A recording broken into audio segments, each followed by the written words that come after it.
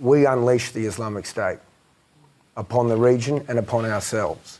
It's a direct result of the invasion of Iraq. The very thing we say we went there to prevent is the very thing we created. But by going to Iraq, we provided a platform for a new revolutionary kind of holy war to emerge that's far worse than Al-Qaeda itself.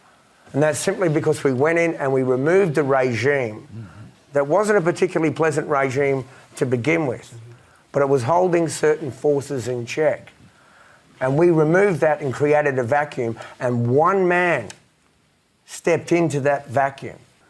And almost single-handedly, almost from nothing, he created what we now call the Islamic State. Look, I have absolutely no doubt that we have ourselves to blame for this.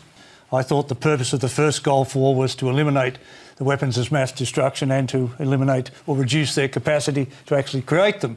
So it didn't seem like a sensible argument. The link between Iraq and Al-Qaeda was pretty vague. I was concerned that by going into Iraq at that stage, in what was in my mind an illegal war, would risk creating civil war in the name of democracy, and pretty much that's where I think we've ended up. And then we left without finishing the job in a military sense, so we've created another layer of complexity. And the justifications for why we were there kept changing at political level. When they found there were no weapons of mass destruction, it was another reason. Had to change, regime change, and then after regime change was pass the power back to the people of Iraq to govern themselves and provide their own security. I think that is a very, very sorry period of our international history, and Australia's role in that, I think, should be an embarrassment to all of us.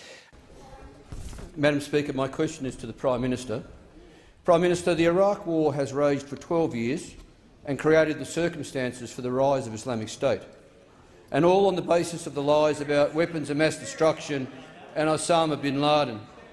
Prime Minister, seeing as we helped start this war and create the Islamic State threat, will you acknowledge the Howard government got it very wrong and agree to a proper war inquiry?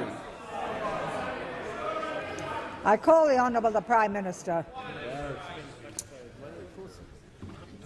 Well, Madam Speaker, I appreciate that this is a matter which is very important to the member for Denison.